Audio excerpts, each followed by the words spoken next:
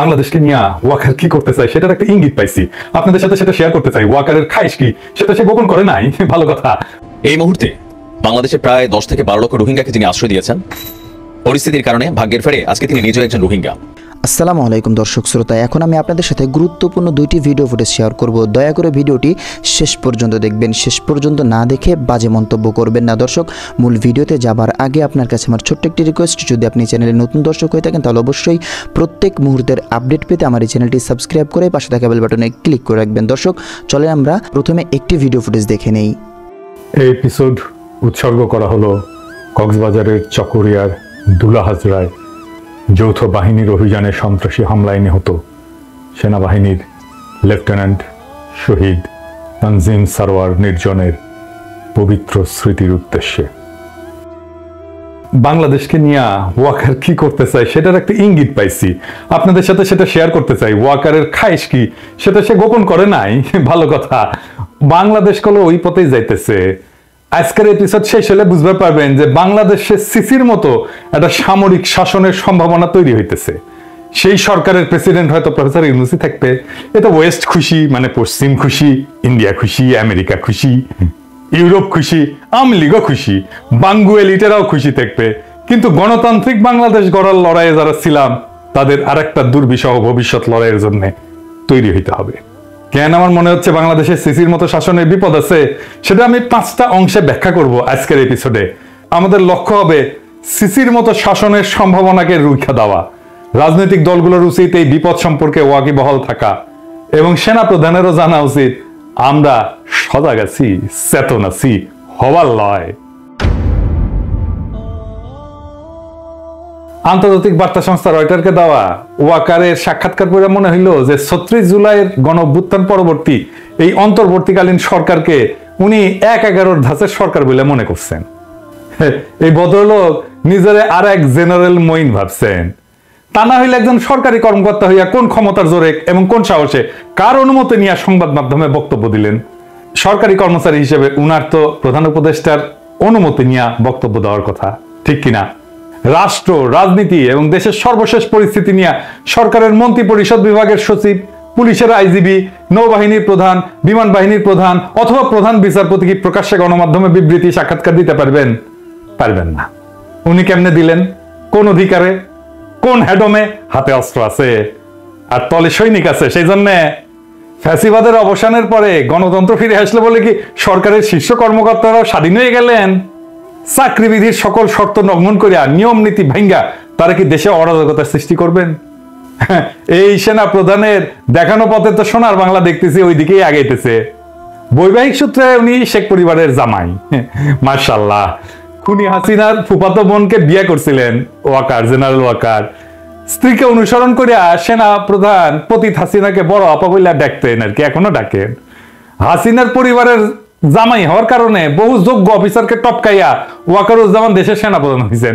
এটা জানা কথা, আমরা সবাই জানি, তাই না? এটা একটা খারাপ নজির যা বাংলাদেশের সশস্ত্র বাহিনীর এক অগৌরব গাথা। ভুললে কিভাবে চলবে? খুনি হাসিনার একান্ত অনুগত বইলাই এই সেনা কর্মকর্তা ওয়াকার গত 15 বছর যাবৎ একে একে সবগুলা লাভজনক এবং গুরুত্বপূর্ণ পদ অতিক্রম করে সেনাপ্রধান হয়েছেন, ঠিক কিনা ওয়াকার সাহেব? কথা সত্য। এই পদ পরিক্রমায় তিনি সবসময় তার আপার দুঃশাসনের পক্ষেই কথা বলছেন।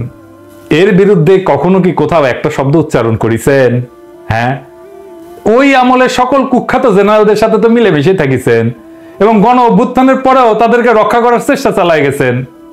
রাজনৈতিকভাবে ফ্যাসিজমের পক্ষে 15 বছর যাবৎ ব্যবহৃত এই সেনা কর্মকর্তা 36 জুলাই ছাত্র জনতার গণবিস্ফোরণের আগের এবং পরের অভিন্ন সেনা প্রধান, তাই তো? নাটকীয় ভাবে কি বদলে যেতে পারেন? পারেন না। বলেন দেখি, আজ রাজনৈতিক প্রভাবমুক্ত সশস্ত্র বাহিনীর মতলববাজি তত্ত্বের এই প্রবক্তা ভয়ঙ্কর স্বৈরাচারিণী খুনি হাসিনা 15 বছরের দুঃশাসন আমলে কখনো কি একবারের জন্য কোথাও এমন কিছু কইছেন? তখন সারাক্ষণই ব্যস্ত ছিলেন ওই শাসন ব্যবস্থা অব্যাহত রাখার কুৎসিত ব্রতে। তখন তিনি তার আপা কুখ্যাত প্রধানমন্ত্রীর পদতলে সশস্ত্র বাহিনীকে রাখতে কখনো আপত্তি করেন নাই। কিন্তু এখন কেন তার এতই দরকার যে গণ অভ্যুত্থান থেকে উত্থিত গণরাজনীতির প্রভাব থেকে মুক্ত থাকার জন্য? এর কারণ বোঝার জন্য আইনস্টাইন হওয়ার দরকার নাই। ফ্যাসিজমের সকল সুযোগ সুবিধায় হুষ্টপুষ্ট হওয়া এমন সকল ব্যক্তি পতিত দুঃশাসনের অভিন্ন অংশ ছিলেন, এটা আমরা ভুলে যাই নাই। জীবদ্দশায় তারা কখনোই বদলাবে না এবং বাংলাদেশে বসে সারাক্ষণই তাদের প্রভু ইন্ডিয়ার স্বার্থ রক্ষার মরণ পর চেষ্টা চালায় যাবে। অব্যাহতভাবেই এসব চেষ্টা তারা চালাইতেছেন এবং এই অপচেষ্টা আরো শক্তিশালী করার জন্য বাংলাদেশ রাষ্ট্রের অর্থও এরা ব্যবহার করতেছে। এই অফিসাররা দেশে বিদেশে নতুন এজেন্ট নিয়োগ করছেন এবং তাদের পক্ষে বয়ান বা কাহিনী তৈরি করার চেষ্টা চালাইতেছেন। হ্যাঁ, আমার পিছনে লেগে দিচ্ছেন অবশ্য অনেককেই, মাশাআল্লাহ। লাগান লাগান লাগান, দেখি কত লাগাইতে পারেন, কার কত বড় হেডম সেটা দেখা যাবে। লাগান না দেখি ওয়াকার সাহেব। দেশপ্রেমিক নাগরিকদের ভাবমূর্তি ক্ষুণ্ণ এবং ক্ষতিগ্রস্ত করার জন্য জোরে সোরে কাজও শুরু করছে। এই সমস্ত এর অশুভ ফলাফল স্বদেশবাসী অল্প কয়েকদিনের মধ্যে দেখতে পারবেন কলে। আমি কলে আগে থেকেই কয়ে রাখলাম, তবে আমার পিছনে লেগে কিছু করতে পারবে না। লাগুক না, আমি তো চাই লাগে, লাগ দেখি কত ক্ষমতা। এবার আসেন দ্বিতীয় ইস্যুতে। ওয়াকার সাহেব ঘোষণা করলেন আগামী 18 মাসের মধ্যে সাধারণ নির্বাচন অনুষ্ঠিত হওয়া উচিত। বাহ, ভালো কথা। বাংলাদেশ সেনাবাহিনীর মাঝারি মানের এই অফিসার এককভাবে নিজের মতামত দিচ্ছেন বলে দেশপ্রেমিক তরুণ অফিসার এবং সৈনিকেরা কিন্তু মনে করে না। তরুণ অফিসার এবং সৈনিকেরা ওনারা আদ্যপান্ত জানেন, তাই মনে করেন ইন্ডিয়ার কুখ্যাত গোয়েন্দা সংস্থা র অথবা খুনি হাসিনার মতো কেউ তাকে পেছন থেকে নাচাইতেছে। আর একটা হইতে পারে উনি সবকিছু নায়ক হিসেবে নিজেকে জাহির করার লোভ সামলাইতে ব্যর্থ হইতেছেন, নাকি লোকটা নিজেকে জাতির সামনে একজন বিশ্বস্ত এবং গুরুত্বপূর্ণ ব্যক্তি হিসেবে আত্মপ্রকাশের চেষ্টা করতেছেন। ওই সাক্ষাৎকারটা যদি আপনারা পর্যালোচনা করেন নিবিড় ভাবে, তাহলে জরুরি কয়েকটা উপাদান কিন্তু পাওয়া যাবে। কি কি? 1 নাম্বার, সশস্ত্র বাহিনীর কর্তৃত্ব প্রেসিডেন্টের হাতে রাখার দাবি তুলে বলছেন তারা রাজনীতি থেকে দূরত্ব বজায় রাখতে চায়। এইটা সীমা লঙ্ঘনকারী, অনভিপ্রেত এবং বেআইনি এরকম প্রস্তাবের চাইতে রাজনীতি করার বড় দৃষ্টান্ত আর কি হইতে পারে? কারণ তিনি সহ একজনও সেনাপ্রধান বা চাকরিতে নিয়োজিত জেনারেল জঘন্য স্বৈরাচারিণী শেখ হাসিনার শাসনামলে অনির্বাচিত অবৈধ প্রধানমন্ত্রীর কর্তৃত্বের বাইরে যাইতে চাননি। চাইছেন কি ওয়াকার সাহেব? চান নাই। এখন কেন যাইতে চাইতেছেন প্রধান উপদেষ্টার বাইরে? তখন কি তাদেরকে প্রতিরক্ষা বাহিনীকে রাষ্ট্রপতির কর্তৃত্বে রাখার কথা বলছিলেন? আজ এটা বলার রাজনীতি বিরোধী এবং গণস্বার্থ বিরোধী রাজনীতি। আপনি রাজনীতি করতেছেন ওয়াকার সাহেব।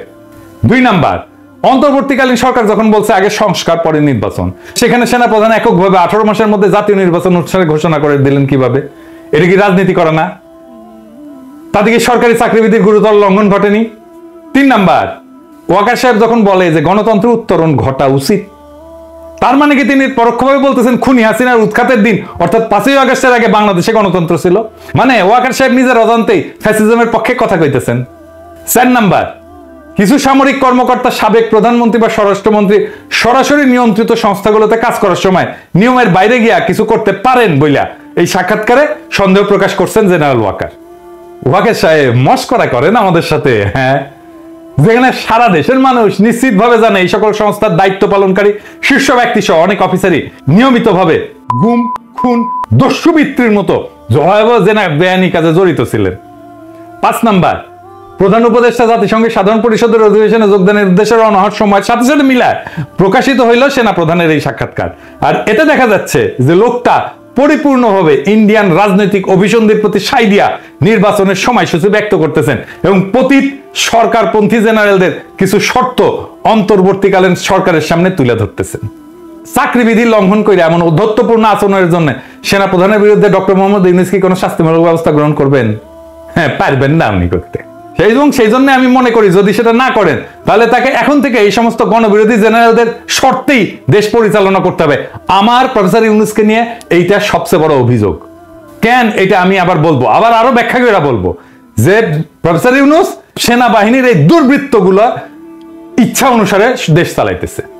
বিএনপি, জামাত, বৈষম্য বিরোধী ছাত্র আন্দোলন সহ গণ অভ্যুত্থানে অংশগ্রহণকারী সকল দল, সংস্থা এবং পক্ষকে এই নতুন বাস্তবতা কিন্তু বুঝতে হবে এবং এর বিরুদ্ধে ঐক্যবদ্ধভাবে রুখে দাঁড়াইতে হবে। তা না করতে পারলে ভিন্ন রূপে ডালে সাজানো ফ্যাসিবাদের নবছায়া গণতন্ত্র শূন্যতা, অধিকারহীনতার মধ্যে ইন্ডিয়ার কর্তৃত্বের অধীনে বসবাস করতে হবে। আমি বলে রাখলাম, লিখে রাখতে পারেন। এইবার আসেন তৃতীয় ইস্যুতে।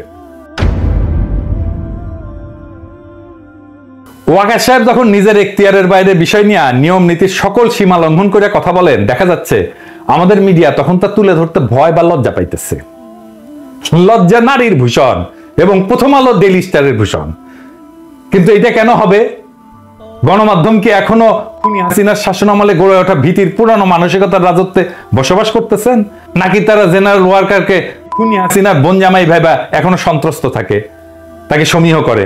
আচ্ছা, আরেকটা জিনিস বলি, আপনারা বলেন তো দেখি, জেনারেল ওয়াকার সামরিক বাহিনী সম্পর্কিত কমান্ড, নিয়ন্ত্রণ কাঠামো এবং নিয়ম নীতি সম্পর্কে কি অবগত না? যদি তা না হইয়া থাকে তাহলে কিভাবে তিনি ডিজিএফআই, এনএসআই, এনটিএমসি এইগুলোর মতো সংগঠনগুলোতে নিজের নিয়ন্ত্রণে নিলেন? নিজের নিয়ন্ত্রণে নিছেন এরা, জানেন তো?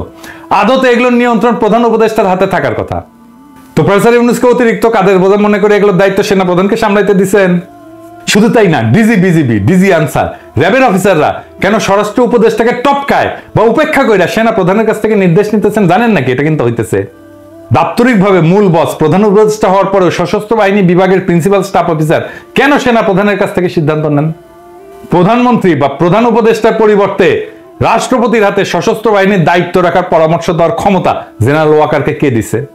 তিনি কি সংবিধান সংস্কারের জন্য গঠিত কমিশনকে প্রচ্ছন্নভাবে দিক নির্দেশনা বা হুকুম দিতেছেন? দেখা যায় আমাদের সেই প্রবাসী পণ্ডিত আলী রিয়াজ কার সাথে আপোষ করেন, কাকে ভয় পান এবং কার ইঙ্গিতে উঠবস করেন দেখবনি আমরা। বর্তমানে এটা স্পষ্ট যে সশস্ত্র বাহিনীর উপরে প্রফেসর ইউনূসের কোনো নিয়ন্ত্রণ নাই। আমার এইটা চিন্তা, এবং আমি প্রফেসর ইউনূসকে প্রথম থেকে বলে আসতেছি, আপনার নিয়ন্ত্রণ নিরঙ্কুশ করেন, আমরা সমর্থন দেব বলে আসছি কিন্তু। এবং এটার ফলেই জেনারেল ওয়াকার প্রকাশ্যে এসে অনবরত বিভিন্ন বিতর্কিত বিবৃতি দিচ্ছে, ফলে পরিস্থিতি ক্রমশ ঘোলাটে হচ্ছে। রয়টার্সের সঙ্গে জেনারেল ওয়াকারের সাক্ষাৎকারে যে চিন্তাটা জনমনে সবচেয়ে বেশি ধাক্কা দিছে তা হইল রাষ্ট্রপতি এবং প্রধানমন্ত্রীর ক্ষমতার ভারসাম্য রাখা এবং সশস্ত্র বাহিনী রাষ্ট্রপতির অধীনে থাকা। কল্পনা করেন, সশস্ত্র বাহিনীর নিয়ন্ত্রণ গণতান্ত্রিক ধারায় অবাধ এবং সুষ্ঠু নিরপেক্ষভাবে নির্বাচিত সরকারের অধীনে নাই, আছে একজন মনোনীত রাষ্ট্রপতির হাতে, চুপ্পুর মতো লোকের হাতে। সেই সরকার কি কখনো স্বাধীনভাবে চলতে পারবে? বাংলাদেশে পাকিস্তানের চিহ্ন দেখতে পারতেছেন না? ইমরান খানের যে দশা হয়েছিল এরকম হবে না? পাকিস্তানের মতো জেনারেল সাহেবদের গুতায় জনগণের ভোটে নির্বাচিত রাজনীতিবিদদের শাসন কি কখনো কার্যকর হবে? হবে না। ঠিক ওইটাই চাইতেছে ওয়াকার। আমাদের মতে এটা ভীষণ বিপজ্জনক একটা প্রস্তাব। আপনি মহা অন্যায় করছেন ওয়াকার সাহেব এই প্রস্তাব দিয়া। আপনি ভাইবেন না আপনার চালাকি আমরা ধরতে পারবো না। আপনার ডালে ডালে চলেন, আমরা পাতায় পাতায় চলি। ওয়াকার সাহেব পলিটিক্স করে আসা লোক, বহুত দিনের, 18 বছর বয়স থেকে পলিটিক্স করি, আর আপনি 18 বছর বয়স থেকে লেফট রাইট করেন। আঙ্গেরের সাথে চালাকি করবেন না, চালাকি ধরে ফেলবো। চালাকি ধরে ফেলা আমি ছাড়াও মেলা লোক আছে। হ্যাঁ, পরে আবার চিন্তা করেন না যে পিনাকিটা সরাই দিলে আবার ভালো হয়ে যাবে, না, আমি ছাড়া মেলা লোক আছে, ওটা ধরে ফেলবে। তো আমার মনে হয় যে ভবিষ্যতের এই সমস্ত বিকল্প পথ মাথায় রেখে শাসক জেনারেল সাহেবেরা 5 আগস্ট হাসিনার নিরাপদ পলায়ন নিশ্চিত করছিলেন। তারা এটা করতে গিয়া বাংলাদেশ রাষ্ট্রের নিরাপত্তার প্রশ্নে যে সমস্ত আপোষ এবং স্বার্থহানিকর অঘটন ঘটাইছেন তা নিয়ে তরুণ অফিসার এবং সৈনিকদের সামনে কিছু প্রশ্ন উত্থাপন করা জরুরি। কি কি সেই প্রশ্ন? 1 নাম্বার, একটা দেশবাসীর উদ্দেশ্যে একটা পরিকল্পিত নাটক প্রচার করা হয়। দেশবাসীর উদ্দেশ্যে বলা হয়েছিল যে বিক্ষুব্ধ জনতা গণভবনের দিকে আগায় আসতেছিল বলে মাত্র 45 মিনিট সময় বেঁধে দেওয়া হয় হাসিনাকে। এই সময়ের মধ্যে পদত্যাগ করে হাসিনা সামরিক হেলিকপ্টার করে দেশ ছাড়ে। কিন্তু নাটকটি সময়ের ফ্রেমে বিশ্বাসযোগ্যতা হারায়। এটা নিছক 45 মিনিটের নাটক ছিল না, হুট করে কিছু হয়নি। জবনিকা পাতের বেশ কয়েক ঘন্টা আগে থেকে এই নাটক সাজানো হয়েছিল, যার প্রত্যেকটা মিনিটের হিসাব এবং বিবরণ এবং ঘটনার বিস্তারিত অবশ্যই আছে। কখন হয়েছিল এই নিরাপদ পলায়ন নাটকের প্লট রচনা? কে বা কারা এটা তৈরি করছিল? এর সাথে কি ইন্ডিয়া জড়িত? প্রতিবেশীদের সঙ্গে আতাত করিয়া সফল সমন্বয় ঘটায় কি হাসিনাকে দিল্লিতে পাঠানো হইল? 2 নাম্বার, 5 আগস্ট হাসিনা পদত্যাগ করলে তার সরকার কার্যত বিলীন হইয়া যায়। তখন রাষ্ট্রপতি ছাড়া এমন কোন কার্যকর রাজনৈতিক শাসন বা কর্তৃত্ব ছিলেন না যিনি এই পলায়ন অনুমোদন করবেন। তিনি কি হাসিনার সেফ ইভাকুয়েশন নিশ্চিত করছেন? পদত্যাগের পর সামরিক বিমানে চইরা দেশ ত্যাগ কি হাসিনার জন্য বৈধ ছিল? গণভবনের পেছনে এসা হেলিকপ্টার চইরা কুর্মিটোলা বিমান ঘাটিতে, সেইখান থেকে C-130 বিমানে চড়াই সীমান্ত পাড়ি দিয়া ফ্যাসিস্ট হাসিনাকে দিল্লি নিয়ে যেতে কে নির্দেশ দিছিলেন? বিমান বাহিনী প্রধান। বিমান বাহিনী প্রধান কি একাই এই অপরাধপূর্ণ সিদ্ধান্ত নিয়েছিলেন, নাকি অপরাপর চেইন অফ কমান্ড বা সার্ভিস চিফদের সাথে পরামর্শ কইরা এই অপকর্মটা সম্পন্ন করছিলেন? 3 নাম্বার, ওই যে নাগরিক টিভিতে সাকিবের সাথে টেলিফোনে কথা বলার সময় ওয়াকার সাহেব একটা প্রকাশ্য বিবৃতি দিয়েছেন, সেখানে বলছেন হাসিনার দেশ ত্যাগের খবরটা তিনি কারো কাছ থেকে শুনছেন। শুনেন কি বলে। প্রথম কথা হচ্ছে যে আমি তো পলিটিক্যাল পার্টিগুলোর সাথে ডিসকাশন করছিলাম, তখন আমাকে somebody said যে উনি তো চলে যাচ্ছে, উনি is on the runway, he has taken off. তো তো এটা আমি জানতাম না যে that she is leaving the country. কেউ কইল, শুনলেন তো, সেই সময়টাতে নাকি তিনি সকল রাজনৈতিক দলের নেতা, ছাত্র নেতা এবং নাগরিক সমাজের ব্যক্তিদের সাথে সেনা সদরে ছিলেন। সেক্ষেত্রে যে প্রশ্ন অমীমাংসিত থাকে তা হইল, সেনা প্রধান তখন কেন সেনা সদরে এই সমস্ত অতিথিদের আমন্ত্রণ জানাইছিলেন? 4 নাম্বার, বাংলাদেশ বেসামরিক বিমান চলাচল কর্তৃপক্ষ কি খুনি হাসিনার ইন্ডিয়া যাওয়ার ফ্লাইট ক্লিয়ারেন্স ছাড়পত্র পাইছিল? যদি না পাইয়া থাকে তাহলে খুনি পালালো কার সহায়তায়? পলায়নরত স্বৈরাচারিণীর বিমানের ট্রান্সপন্ডার কেন বাংলাদেশের আকাশ সীমা অতিক্রম করা পর্যন্ত বন্ধ রাখা হয়েছিল? এতে কি ওই বিমানে থাকা সকল যাত্রীর জীবন বিপন্ন হওয়ার হুমকির মধ্যে ছিল না? 5 নাম্বার, ফ্লাইটে হাসিনার সঙ্গে আর কে কে ছিল? ওই আরোহী তালিকা কোথায়? ক্রু কারা ছিল? এসএসএফ এর কে পিজিআর এর কোন সদস্যরা খুনির সঙ্গে উঠছিল? ওই বিমানে থাকা সব যাত্রী কি বৈধ ভিসা ছিল? 6 নাম্বার, পালানোর নিরাপদ পথ তৈরি করে দিতে ইন্ডিয়ার সঙ্গে যোগাযোগটা কে করে দিছিল? এই আলোচনার মধ্যস্থতা কে করছিল? খুনি হাসিনার নিরাপদ পালানোর বিষয়ে রাজনৈতিক দলের নেতা, ছাত্র নেতা এবং নাগরিক সমাজের কর্তা ব্যক্তিদের মধ্যে কারা সম্মতি দিছিল? আমরা মনে করি এই প্রশ্নগুলোর উত্তর জানা খুবই গুরুত্বপূর্ণ কর্তব্য। বাংলাদেশের নাগরিকদের, বিশেষ করে আন্দোলনে অংশগ্রহণের ছাত্র জনতা, জুনিয়র অফিসার এবং সৈনিকদের এই সমস্ত তথ্য জানার অধিকার আছে। অথচ এখন পর্যন্ত ডক্টর মোহাম্মদ ইউনূসের অলস, অকেজো, অথর্ব, বুড়া হাবরার অন্তর্বর্তী সরকার এই বিষয়ে সম্পূর্ণ নীরব। এইবার আসেন চতুর্থ ইস্যু নিয়ে আলাপ করি। সেনাবাহিনী কি মাতৃভূমি রক্ষা করতে প্রস্তুত? দেশে বড় যে কারণ দেশবাসীর চোখের আড়ালে রাখা হইতেছে তা হইল বাংলাদেশের সীমান্ত এখনো অস্থিতিশীল। সীমান্তের ঠিক ওপারে আরাকান আর্মি এবং মিয়ানমার সরকারি বাহিনীর মধ্যে লড়াই চলমান। রোহিঙ্গারা এখনো নিজের ভূখণ্ডে নির্যাতিত। আজও তাদের দেশ থেকে বাধ্য করা হচ্ছে। আরো শরণার্থী আমাদের দেশের দিকে ঠেলে দেওয়ার অপচেষ্টা অব্যাহত আছে। এই সুযোগে কুকি চীনরা বেশ সক্রিয় হয়েছে। ইন্ডিয়ার মণিপুর, মিজোরাম এবং বার্মার চীন রাজ্যের স্বগোত্রীয়রা আতাতে আমাদের পার্বত্য চট্টগ্রামের বিশাল একটি অংশ নিজেদের বলে দাবি করতেছে। আপনারা সবাই জানেন পিসিজেএসএস এবং ইউপিডিএফ পার্বত্য চট্টগ্রামে নিজেদের নিয়ন্ত্রণ নেওয়ার চেষ্টা করতেছে। সার্বভৌমত্ব রক্ষার প্রশ্নে এমন হুমকি মোকাবেলায় আমাদের সশস্ত্র বাহিনীর পরিকল্পনা এবং প্রস্তুতি কতটুকু তা দেশবাসীর জানা প্রয়োজন। পাশাপাশি ইন্ডিয়া অবিরতভাবে তার বল প্রদর্শন করতেছে। অমিত শাহ এবং রাজনাথ সিং এর নিয়মিত হুমকি স্রেফ ফাঁকা আওয়াজ বইলা উড়িয়ে দেওয়াটা ঠিক না। ডক্টর ইউনূস সরকারের উপর ভারত মোটেও খুশি না, এটা কিন্তু মাথায় রাখেন। বাংলাদেশ আক্রমণ করে ইন্ডিয়া যে তাদের পুতুল হাসিনাকে আবারও ক্ষমতা বসানোর চেষ্টা করবে না এর নিশ্চয়তা আছে কি? কিংবা এমন আশঙ্কা কি কোনো সমরবিদ অস্বীকার করতে পারবেন না। অবশ্য আক্রমণ বা আগ্রাসন বলি তা করতে ইন্ডিয়া বেশ কয়েকটা অজুহাত ধীরে ধীরে উচ্চারণ করে পটভূমি কিন্তু তৈরি করতেছে। যেমন সংখ্যালঘু নির্যাতন, নিপীড়ন, ইসলামী মৌলবাদের উত্থান, ইন্ডিয়া অবৈধ বাংলাদেশের অনুপ্রবেশ ইত্যাদি। এমন হুমকি মোকাবেলায় কি আমাদের সশস্ত্র বাহিনী প্রস্তুত আছে? দেশবাসীর সামনে বুকে হাত রেখে আমরা প্রস্তুত এমন অভয়বাণী দেওয়ার সততা, সাহস কি 3 বাহিনীর প্রধানদের আছে? সেনাপ্রধান জেনারেল ওয়াকারুজ্জামান, নৌবাহিনীর প্রধান রিয়ার অ্যাডমিরাল নাজমুল হাসান এবং বিমান বাহিনীর প্রধান মার্শাল হাসান মাহমুদ খান কি দেশবাসীকে পরিপূর্ণ আশ্বাস দিতে সক্ষম যে তারা বহিঃশত্রুকে মোকাবেলার পুরোপুরি তৈরি আছেন? আগে তো এই কাজটা করবেন। বাংলাদেশের রাজনীতি নিয়ে মাথার একেবারে পোকা উঠে গেছে না? নিজের কাজের খবর নাই, রাজনীতির খবর নিয়ে মাথা গরম করে বসে আছেন। খুনি হাসিনার পতনের আগে 19 জুলাই রাতে সারা দেশে কারফিউ জারি এবং সেনা মোতায়েন করছিল তৎকালীন ফ্যাসিস্ট আওয়ামী লীগ সরকার। কিছু দলবাজ আর্মি অফিসার তখন বিক্ষোভরত নিরস্ত্র ছাত্র জনতার দিকে গুলিও ছুড়ছে, মারাও গেছে ওই গুলিতে। আমাদের কাছে ভিডিও আছে। গণ অভ্যুত্থানের পর প্রতিষ্ঠিত অন্তর্বর্তীকালীন সরকার এখন সেনা কর্মকর্তাদের ম্যাজিস্ট্রেসির ক্ষমতাও দিছে। এমত অবস্থায় জেনারেল ওয়াকার সাহেব কি আমাদের আশ্বস্ত করতে পারবেন তথাকথিত জননিরাপত্তার কাজে দীর্ঘমেয়াদে সেনাবাহিনী মোতায়েন করে রাখার কারণে সেনাদের দেশ রক্ষার মনোবল, লড়াইয়ের পূর্ণ ক্ষমতা এবং দক্ষতা অক্ষুণ্ণ আছে কি? তিনি কি নিশ্চিত করবেন ওনারা সত্যিই রাজনীতি মুক্ত এবং এখন কেবলই দেশ সার্বভৌমত্বের অধিকার রক্ষায় বহিরাগত আগ্রাসন মোকাবেলায় প্রস্তুত? তিনি কি গ্যারান্টি দিতে সক্ষম আমাদের সেনাবাহিনীর প্রশিক্ষণ চক্র, কোর্স ক্যাডার, ইনডোর আউটডোর অনুশীলন, বিশেষজ্ঞ প্রশিক্ষণ সহ সকল পেশাদার কার্যক্রম স্থগিত বা কমানোর পরেও সেনাদের পেশাগত দক্ষতা বজায় আছে? শত্রুর বিরুদ্ধে লড়াই করার জন্য বাংলাদেশ কি উপযুক্ত দক্ষতা, প্রশিক্ষিত জনশক্তি, অস্ত্র এবং গোলাবারুদ আছে? সশস্ত্র বাহিনীকে দেশের আভ্যন্তরীণ নিরাপত্তার দায়িত্ব থেকে দ্রুত সরায় যুদ্ধের পর্যায়ে প্রস্তুত করতে কতদিন সময় লাগে তা কি তারা জানেন?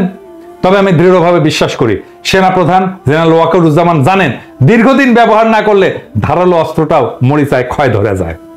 এইবার আসেন অ্যাডমিরাল মোহাম্মদ নাজমুল হাসান, আপনি কি জানাবেন আমাদের কতগুলো সমুদ্র উপযোগী সহায়ক কর্মক্ষম জাহাজ আছে? কয়টা কর্মক্ষমতার বাইরে আছে? কি যথেষ্ট অস্ত্র, গোলা বারুদ বা যুদ্ধের রসদ? জবাব যদি না হয়, আপনি কি প্রতিরক্ষা উপদেষ্টাকে বর্তমান পরিস্থিতি এবং সক্ষমতা সম্পর্কে জানাইছেন? এই অবস্থার উন্নতি না হইলে শত্রুপক্ষের দ্বারা বাংলাদেশের কি হাল হইতে পারে, জয় হইতে পারবেন কিনা তা নিয়ে কি আলোচনা করছেন? আপনার নাবিকদের অপারেশনাল এবং প্রশিক্ষণের হাল হকিকত এবং মান কতটুকু?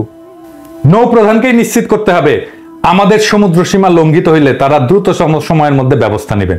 ওই যে মনে আছে না, সেন্ট মার্টিন দ্বীপে বার্মান নৌবাহিনী 7 দিন ধরে গুলি বর্ষণ করার পর সেখানে নৌবাহিনীর জাহাজ পৌঁছেছিল 7 দিন পরে, এটা কিন্তু দেশবাসী জানে। এবার আসেন বিমান বাহিনীর প্রধান মার্শাল হাসান মাহমুদ খান, আপনি কি আমাদেরকে বলবেন কিভাবে আপনার বিমান আমাদের আকাশ মুক্ত রাখবে? কয়টা উড়বার পারে আর কয়টা পারে না? গত 1 বছরে আপনার অপারেশনাল পাইলটরা কি 30টা ফ্লাইং ঘন্টা আকাশে থাকতে পারছেন? আপনি কি মনে করেন বর্তমান সক্ষমতা নিয়ে শত্রুপক্ষের মুখোমুখি হইতে পারবেন? যদি না পারেন, আপনি কি ডক্টর মোহাম্মদ ইউনূসকে অবহিত করছেন? 3 বাহিনীর প্রধানকে বলতে চাই, এখন আমি কইলে অনেকে কয় আপনি কর কে, আমি কমু। শোনেন, শোনা লাগবে। আপনাদের প্রধান দায়িত্ব বহিরাগত আগ্রাসন মোকাবেলায় প্রস্তুত থাকা। সেই দায়িত্ব ভুলায় বা এড়ায় দেশের আভ্যন্তরীণ জননিরাপত্তার কর্মে, শ্রমে এবং বাহবায় খুশি হওয়া কি পেশাদার সেনার কাজ? দেশ আক্রান্ত হইলে আপনারা কিন্তু ক্ষমা পাইবেন না। অতীতে সশস্ত্র বাহিনীর প্রধানরা দেশের অভ্যন্তরে বেসামরিক নাগরিককে যতটুকু সহায়তা দরকার ততটুকু কইরা দ্রুত নিজেদের ব্যারাকে ফিরতে দেরি করেন নাই। কিন্তু আপনারা দেখাচ্ছেন ভিন্ন আর এক আচরণ। আপনারা দীর্ঘ সময় নিজ নিজ বাহিনীকে সেনানিবাসের বাইরে রাখতে এবং নিজেরা থাকতে চাইতেছেন। খুব মজা, তাই না? এখনো বহু বিচিত্র লেনদেনের ভাগিদার হওয়া যাইতেছে, তাই না? আমরা খবর রাখি কলে, হ্যাঁ আমরা খবর রাখি। নেহায়েত ভদ্রতা কইরা কই না, নেহায়েত ভদ্রতা করে কই না। আমি কলে কইছিলাম কয়েকজনের আমল নামা কিন্তু প্রকাশ করে দেব, এখনো করি নাই, হাতে রাখিছি। সবকিছু দেখাই দিলে তো সবই শেষ, তাই না? তরুণ অফিসার এবং সৈনিকদের আমি বলি, আপনারা নিশ্চয়ই জানেন, তারপরেও বলি, বেসামরিক নাগরিকদের সাথে মিশে যাওয়া এবং তাদের সাথে বাধাবন্ধনহীন ভালো মন্দের গণ আচরণে সংক্রমিত হইয়া অতীতে একাধিকবার সেনাবাহিনীর ইমেজ সংকট কিন্তু দেখা দিছে। এবারও তেমন একটা কিছু কিন্তু ঘটতে যাইতেছে। অকার্যকর পুলিশে অজুহাত ব্যবহার করা হইতেছে সেনাবাহিনীকে অনির্দিষ্টকালের জন্য মোতায়েন রাখার অভিপ্রায় থেকে, যা মেনে নেওয়া কিন্তু যায় না। আমরা মনে করি খুনিরা আড়ালে আছে বলে পুলিশ এখনো ভীত। খুনি শেখ হাসিনার শাসনামলে ইন্ডিয়ার শিকড় কতটা বিস্তৃত হয়েছিল পুলিশ বাহিনীর সকল সদস্যই সেটা জানতেন। আমরা মনে করি তারা সেটা নিয়েও বিচলিত। যতদিন দেশের অভ্যন্তরে জননিরাপত্তার কাজে সেনাবাহিনী মোতায়েন থাকবে ততদিন পুলিশ নিজের পায়ে দাঁড়াইতে পারবে না, তারা গা ছাড়া দিয়া থাকবে। তারা একটু গুছায় ওঠা মাত্রই সেনাবাহিনীকে নিজেদের কাছে ফিরাই নিয়ে যেতে হবে। আমরা পুলিশকে মোটিভেট করব আসার জন্য, পুলিশের মনোবল বাড়াবো। দরকার হইলে সেনা প্রত্যাহার করা হলে পুলিশ ঠিকই অ্যাকশনে যেতে পারবে। ভাবসাব দেখে মনে হইতেছে অন্তর্বর্তীকালীন সরকার সেনাবাহিনীকে মাঠে রেখা বেশ খুশ মেজাজে আছে। তারা হয়তো চাইতেছে দেশ রক্ষা বাহিনীর সমাজ রাজনীতির বিভিন্ন নোংরা আবর্জনা এবং জঞ্জালের মধ্যে জড়ায় সরকারকে কলঙ্ক মুক্ত রাখবে। আহারে, এই হইতেছে প্রফেসর ইউনূসের সরকারের বুদ্ধি। উপদেষ্টাদের বুদ্ধি হচ্ছে এই লেভেলে। সশস্ত্র বাহিনী বলছিল না যে 632 জন কে অঘোষিতভাবে লুকায় রাখা এবং পতিত সরকারের কয়েক হাজার খুনি, দাগী, অপরাধী, দুর্বৃত্তকে দেশব্যাপী সেনা ছাউনিতে নিরাপদ আশ্রয় দিছিল। এর জন্য কিন্তু দেশবাসী বিস্মিত এবং ব্যথিত হয়েছিল। পতিত ফ্যাসিস্ট সরকারের বিভিন্ন পর্যায়ের নেতা নেত্রী, সংগঠক, কর্মকর্তাদের নিরাপদে দেশান্তরিত হওয়ার সকল ব্যবস্থা যে সশস্ত্র বাহিনীর একদল শীর্ষ কর্মকর্তা করে দিচ্ছেন তা যেই না জনগণ ক্ষুব্ধ হয়ে উঠছে। কলঙ্কজনক এমন ভয়াবহ ঘটনার কারণে সশস্ত্র বাহিনীর এই 3 প্রধানের প্রতি মানুষের সকল আস্থা ধুলায় মিশে গেছে। ফ্যাসিস্ট সরকারের পতনের পর 3 বাহিনী প্রধানের প্রত্যেকটা পদক্ষেপ থেকে বোঝা যায় সশস্ত্র বাহিনীর বর্তমান নেতৃত্ব দেশপ্রেমিক ভূমিকা রাখতে অক্ষম। দলবাজ, অযোগ্য, অদক্ষ, দুর্নীতিপরায়ণ কর্মকর্তাদের অবসারিত কইরা প্রথমেই তাদের উচিত ছিল আগাছা নির্মূল করা। বিড়াল মারতে হয় প্রথম রাতে, তারপর স্বচ্ছ একটা ব্যবস্থা প্রবর্তন করে দ্রুত সকল শূন্য পদ এবং র্যাঙ্ক পূরণ করা। আমি মনে করি এই ক্ষেত্রে অবসরপ্রাপ্ত সেনা কর্মকর্তা এবং যাদেরকে সার্ভিস থেকে বাধ্যতামূলক অবসর দিচ্ছেন তাদেরকে পুনর্নিয়োগ এবং চুক্তিভিত্তিক নিয়োগ করা যাইতে পারে। কিন্তু দুঃখজনকভাবে 3 বাহিনীতে দেখা যাচ্ছে ফ্যাসিস্ট শাসনের অনুগামী অফিসারদেরকে এখনো স্বপদে বহাল রাখা হয়েছে এবং অনেককে পদোন্নতিও দেওয়া হচ্ছে। অতি দ্রুত এই সমস্ত বন্ধ কইরা এর বিপরীত ধাতা প্রবাহিত যদি না হয় তাহলে যা চলতেছে তার রুখে দাঁড়াইতে হবে তরুণ অফিসার এবং সৈনিকদেরকে। আপনারা আমাদেরকে পাশে পাবেন, জনতাকে আপনাদের পাশে পাবেন, আমরা সে ব্যবস্থা করব। এবার আসেন প্রফেসর ইউনূসের প্রসঙ্গ। জাতিসংঘের সাধারণ পরিষদের বক্তৃতায় প্রফেসর ইউনূস গণ অভ্যুত্থানে সশস্ত্র বাহিনীর ভূমিকাকে অতিরঞ্জিত এবং ভুলভাবে উপস্থাপন করে একে যতই মহিমান্বিত করার চেষ্টা করেন না কেন, তাদের দেশের গণতন্ত্র আইনের জন্য আত্মঘাতী হচ্ছে তা মানুষ অচিরেই বুঝতে পারবে।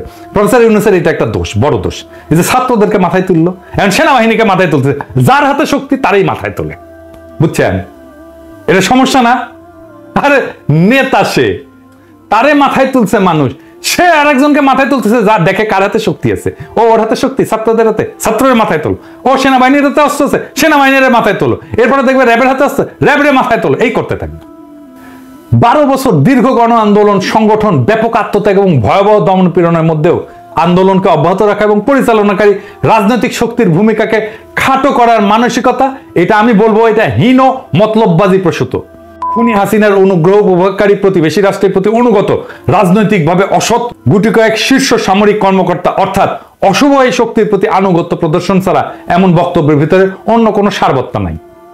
প্রফেসর ইউনূস সশস্ত্র বাহিনীর ক্ষমতা তার পিছনে সংগঠিত কইরা দেশের চলমান অরাজনৈতিক শাসন ব্যবস্থা যে দীর্ঘায়িত করতে চাইতেছেন, সেই ইঙ্গিত মিথ্যা দিয়া সত্য গোপন করার এই বক্তব্যের মধ্যে লুকায় আছে।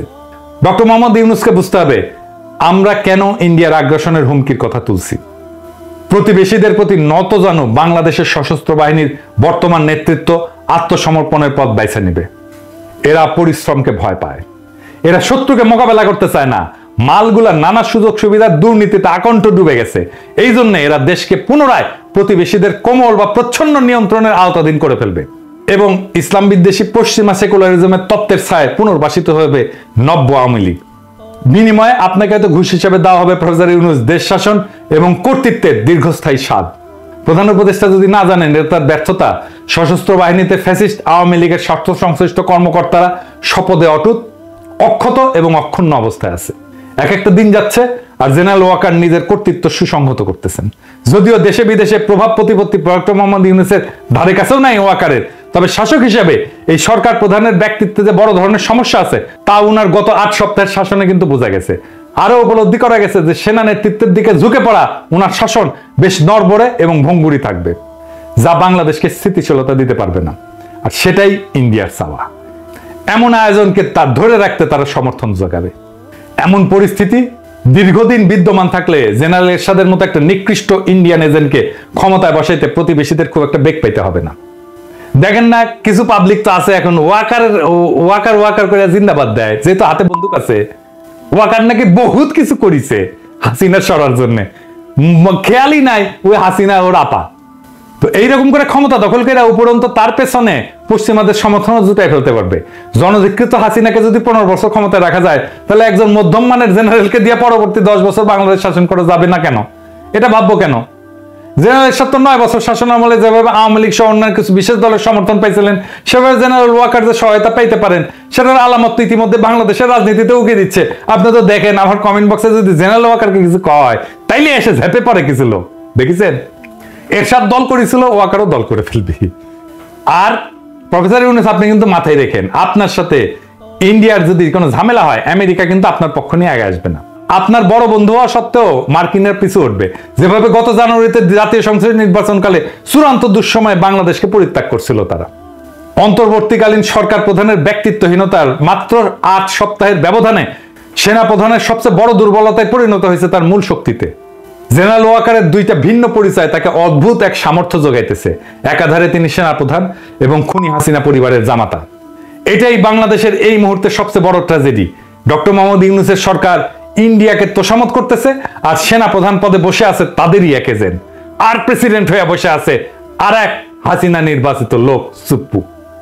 গণ অভ্যুত্থান সংগঠনকারী এবং পরিচালনাকারী এবং নেতৃত্ব প্রদানকারী বিশাল আত্মত্যাগে মহিয়ান ছাত্র জনতা সহ সকল আন্দোলনকারী রাজনৈতিক শক্তির সঙ্গে সহায়তা না কইরা ডক্টর মোহাম্মদ ইউনূস আজ ব্যাপকভাবে দুর্নীতিগ্রস্ত সেনা নেতৃত্বের সঙ্গে আতাত করেছেন।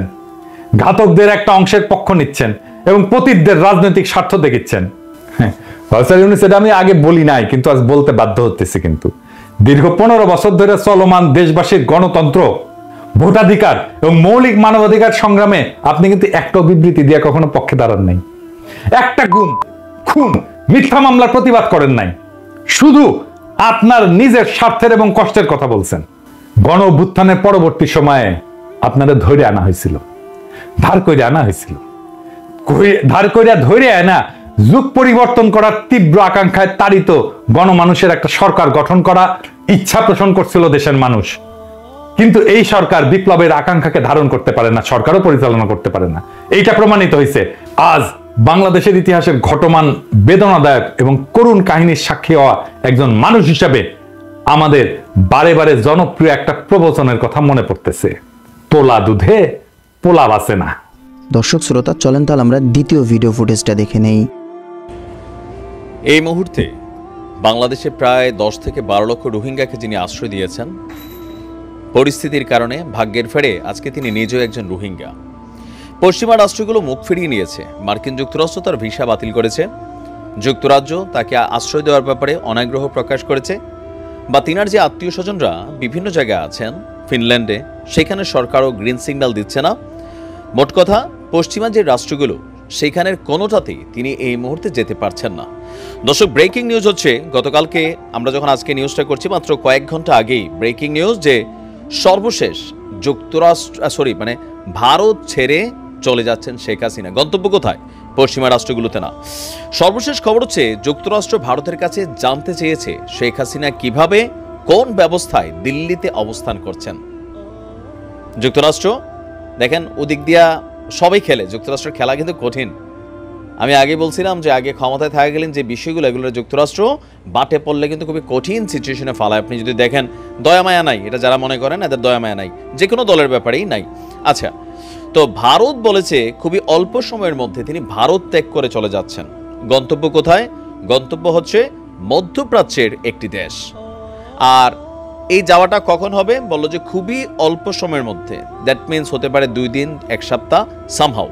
আর এই খবরটা ঢাকার সরকারি মহলকেও জানানো হয়েছে। তার মানে আমাদের পররাষ্ট্র দপ্তরে বাই গভর্নমেন্ট এই বিষয়টা তথ্য আসছে যে শেখ হাসিনা ভারত ছেড়ে চলে যাচ্ছেন। তবে গন্তব্যটা গণমাধ্যমে পুরোপুরি তারা স্পেসিফিক করেনি। তবে আমার ধারণা তিনি দুবাই যাবেন। কেন যাবেন সেটাও বলছি। তো নির্ভরযোগ্য একাধিক সূত্র মানব জমিনকে আপনার এই তথ্যটা নিশ্চিত করেছে যে তিনি যাচ্ছেন। শেখ হাসিনার সঙ্গে থাকা কূটনৈতিক পাসপোর্টটিও এই মুহূর্তে এটার কিন্তু ভ্যালিড না। এই ধরনের পাসপোর্টধারীরা ভিসা ছাড়তে ভারতে ভিসা ছাড়াই 45 দিন বৈধভাবে থাকতে পারেন। ইতিমধ্যে শেখ হাসিনার প্রায় 60 দিন প্লাস হয়ে গেছে। আজকের দিন হিসাব করলে 60 দিন কাছাকাছি বা সমান সমান। আর বাকি আছে আপনার 15 দিন, আর 30 দিন বাকি আছে। তো ইতিমধ্যে ভারতে শেখ হাসিনা যে সময়টা কাটিয়েছেন, এর মাঝখানেই কোন দেশে যাওয়া যায় সেটা নিয়ে লবিং চালিয়েছেন। ফাইনালি আমার ধারণা দুবাই। এখন দুবাই বেশ কয়েকটা কারণে। প্রথমত, দুবাইয়ে যেই সিস্টেম বা সরকার আছে, আপনি দেখেন সেই সরকারের মধ্যে শেখ হাসিনা সরকার ক্ষমতায় থাকাকালীন বাংলাদেশের প্রবাসীর একটা যৌক্তিক ইস্যুতে তারা একটা মিছিল দিছিল। ওইখানের সিস্টেমের মধ্যে কোনো ডিস্টার্ব করে নাই, পুলিশকে কোনো রকম পেরেশানি হইতে হয় নাই, অথবা কোনো ধরনের অনাকাঙ্ক্ষিত ঘটনা এই মিছিলকে কেন্দ্র করে কিন্তু ঘটে নাই। অপরদিকে গেল কয়েকদিন আগে দিল্লির নিজামুদ্দিন দরগায় আমরা দেখতে পেয়েছিলাম শামীম ওসমানকে। আবার কলকাতাও ইকো পার্কে আমরা দেখলাম সাবেক স্বরাষ্ট্রমন্ত্রী আসাদুজ্জামান খান, কামাল সহ আরও অনেকেই সেখানে আছেন। এর মাঝখানে গতকালকে শামীম ওসমানকে দেখা গেল দুবাইয়ে, ঘনিষ্ঠ জনদেরকে নিয়ে তিনি সেখানে গিয়েছেন। আমি ক্যালকুলেশনে যেটা আমার কাছে মনে হচ্ছে যে বেসিক্যালি ফাইনালি দুবাইয়ে শেখ হাসিনা যাবেন, কারণ সেই দেশে নিরাপত্তা পাবেন। যেমন শামীম ওসমানকে দেখছেন প্রবাসীরা, কিন্তু সেখানে তাকে একটা গালি দেওয়া অথবা তাকে হ্যারাসমেন্ট করার জন্য কমেন্টে তো অনেক কিছু হ্যারাসমেন্ট করা যায়, বাট দুবাইয়ে যারা বসবাস করছে এই মুহূর্তে তারা কেউই কিন্তু এই ধরনের সাহস করবে না। কেন? একটা শিক্ষা ওই দেশের সরকার দিয়ে দিছে। শেখ হাসিনা ক্ষমতায় থাকুক আর না থাকুক, বেগম খালেদা জিয়া ক্ষমতায় থাকুক আর না থাকুক, বিদেশি রাষ্ট্রগুলা তাদেরকে একটা রেসপেক্ট লেভেলে কিন্তু গ্রহণ করে, কারণ পলিটিক্যাল ইস্যুতে এটাই হয় রাষ্ট্র টু রাষ্ট্র সম্পর্ক চালাইতে গেলে। তো সেই ক্ষেত্রে শেখ হাসিনা যদি দুবাই যান, তিনি আমার কাছে মনে হচ্ছে যে নিরাপদ। বেশিরভাগ ক্ষেত্রে নিরাপদ এই কারণেই যে সেখানে তাকে হয়তো খুব বেশি ঝামেলার মুখোমুখি পড়তে হবে না, সরকার তাকে ওই ধরনের একটা ফেসিলিটিস দেবে। আবার কেউ কেউ বলছেন সৌদি আরব। তো আমার কাছে ক্যালকুলেশনে মনে হয়েছে সৌদি আরব না, কারণ দুবাইয়ের সাথে ভারতের যতটা ক্লোজ সম্পর্ক, খুবই গহীন একটা সম্পর্ক দুবাইয়ের সাথে, সৌদিতে আসলে ততটা না। আবার ধরেন যদি আমরা হিসাব করি দুবাই থেকে ভারত, ভারত থেকে দুবাই আসা যাওয়া, বাংলাদেশ টু সীমান্ত পাড়ে ভারত, সব কিছু ক্যালকুলেশন করলে, আবার আওয়ামী লীগের অধিকাংশ নেতারা আপনারা দেখছেন যে বিনিয়োগটা কিন্তু দুবাইয়ে করছে। আবার সেখানে পৃথিবীর সকল দেশের নামি দামি মানুষরা আসা যাওয়া করে। তো সবকিছু মিলিয়ে আমার কাছে মনে হচ্ছে তার পরবর্তী গন্তব্য হচ্ছে দুবাই। এখন ভারতকে এটা ব্লাফ দিচ্ছে নাকি সত্যি, সেটা আমরা তিনি ভারত ত্যাগ করলেই আসলে আমরা শিওর হতে পারবো। ভালো থাকুন, আসসালামু আলাইকুম। তো প্রিয় দর্শক, আজকের ভিডিও পর্যন্তই ছিল। দেখা হচ্ছে পরবর্তী কোনো আপডেট ভিডিওতে। সে পর্যন্ত সুস্থ থাকবেন, ভালো থাকবেন, আমার জন্য দোয়া করবেন। আসসালামু আলাইকুম রহমতুল্লাহি তাআলা ওয়া বারাকাতুহু।